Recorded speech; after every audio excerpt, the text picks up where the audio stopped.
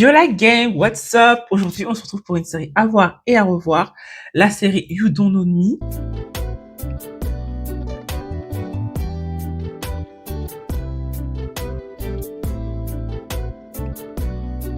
Alors, imaginez-vous, mettez-vous un peu dans l'ambiance. Vous êtes dans le box des accusés. Devant vous, vous avez un jury qui a déjà décidé de votre sort. Parce que tout vous accable. Le sang sous vos ongles, l'arme du crime retrouvée chez vous, les témoins, tout vous accable. Même votre propre avocat vous dit de plaider coupable. Ses vêtements et dans sa voiture existent bel et bien.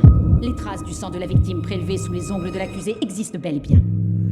Les éléments de preuve présentés devant cette cour démontrent de manière irréfutable que l'accusé est coupable. Mais au dernier moment, vous décidez en fait de virer votre avocat et de vous défendre vous-même et pour raconter votre version de l'histoire. Il dispose de tous ces petits éléments de preuve, mais la façon dont il les assemble ne reflète pas ce qui s'est passé. Alors, une histoire qui commence par un coup de foudre dans un bus et qui finit en sang. Bienvenue dans You Don't Know Me. Désolé pour l'accent, sorry. Alors, You Don't Know Me, c'est une série thriller, drame criminel. Elle a genre 4 épisodes, donc 4 heures. Les gars, vous pouvez les regarder en une demi-journée. Et actuellement, elle est sur Netflix et c'est une série qui a été produite par BBC. On suit Héros, un jeune homme sans histoire qui travaille dans l'automobile et puis sa vie bascule le jour où il rencontre Kaira. Vraiment toujours l'amour. Alors qu'il était très bien dans son coin. Bref, l'amour classique, ils se mettent ensemble, ils vivent ensemble, etc. Ils vivent un peu le petit amour trop cute. Et en fait, du jour au lendemain, Anna, elle disparaît sans laisser de traces, mais vraiment sans laisser de traces. Le mec même, il retourne carrément dans l'ancien appartement de Kaira, sauf qu'en fait, il n'y avait plus rien. Enfin, il n'y avait plus rien. Il y avait tout était sur place, elle avait tout laissé, mais aucune nouvelle d'elle. Sauf que le truc avec cette femme-là, c'est que c'est une femme totalement mystérieuse. C'est-à-dire que il avait ni le nom de ses parents, il sait même pas si elle avait des frères et sœurs, rien du tout. Donc en fait, il peut contacter personne, genre vraiment personne. Donc là, le mec, il devient fou. Il devient fou. Et en fait, Héros part à sa recherche. Et en partant à sa recherche, il part dans les fins fonds du ghetto de Londres, en fait. Là, il commence un peu trop à jouer avec les dealers. Bref, bien profond. Là, c'est gang, en fait. Du coup, ça fait qu'il se retrouve mêlé avec des histoires de gang. Tout ça pour au final se retrouver à avoir commis un meurtre qu'il n'a peut-être pas commis. Et par amour. Et en fait, c'est beaucoup plus long que ça. Là, je vous raconte un petit topo et tout comme ça, mais c'est pour que vous ayez un peu la chose en le bref. C'est vraiment, Héros, c'était vraiment un jeune homme sans histoire. Et du jour au lendemain, il se retrouve dans un bourbier, mais les gars, total, pour aller sauver une nana qui veut pas être sauvée, en fait. C'est ça, le truc. C'est qu'un ne veut pas être sauvé. Il la retrouve, du coup, mais genre, la meuf la rejette. À un moment, il la retrouve, elle quitte l'appartement, enfin, il la rechercher. Et comme j'ai dit, en fait, là, c'est vraiment un truc vraiment total, beaucoup plus sombre, parce que là, on se mêle vraiment avec le côté vraiment gangsta. Même lui, à un moment donné, il est menacé de mort. Sur le coup, faut dire que Héros, il est attachant. Il y a que 4 épisodes, moi, je le trouve vraiment attachant dans son histoire. Et faut pas oublier, comme j'ai dit au tout début, c'est qu'en fait, il est à un procès. Donc, en fait, là, ce que je vous raconte, c'est que dans toute la série, c'est lui qui nous raconte sa vision des choses, sa version des choses. Le ministère public pense que l'accusé se sert de sa plaidoirie de clôture pour inventer un récit totalement fictif. Et pourquoi du comment on a trouvé des traces de sang sur ses ongles? Pourquoi l'arme du crime est dans son appartement? Pourquoi les messages aussi? Pourquoi la victime a des SMS de lui? Pourquoi du comment en fait? Il y a trop de choses et en fait au fur et à mesure de l'épisode qui avance, il nous explique du pourquoi du comment on est arrivé là. Et j'avoue que bien que c'est un jeune homme très amoureux, c'est très frustrant parce que j'ai envie de dire, mais en fait, gars, laisse la meuf là-bas, en fait. Vraiment, elle fait que détruire ta vie. Tu l'as rencontrée en espace d'un instant, tout s'est effondré.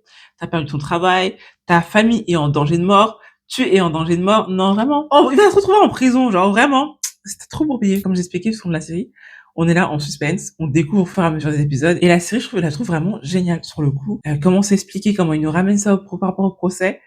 Et comme je dis, c'est un peu thriller et où est-ce qu'on va? Et les personnages sont attachants en même temps. Ça veut dire, mais gars, laisse-la tranquille. Et surtout, on n'a pas envie qu'il aille en prison, en fait. C'est surtout ça, on veut pas qu'il aille en prison. Même si on a sa version des choses. Et peut-être que oui, non, il est peut-être coupable, il est coupable ou pas coupable. Il a des gros enjeux, puisqu'en fait, du coup, avec tout ça, il y a des gens qui l'aiment derrière. Du coup, ça fait qu'il y a des amis qui sont mêlés, sa famille. Tu dois arrêter de mentir. Dans tous les cas, ils vont te déclarer coupable. Et la chute est phénoménale, parce que il a accusé de meurtre.